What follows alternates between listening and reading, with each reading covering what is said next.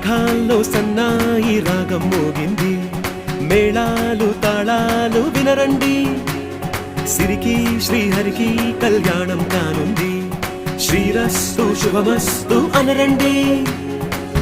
అచ్చు తెలుగింటో పెళ్లికి అర్థం చెప్పారంటూ, మెచ్చదగు ముచ్చట ఇది అని సాక్ష్యం చెబుతామంటూ, జనులంతా జై కొట్టేలా జరిపిస్తామండి.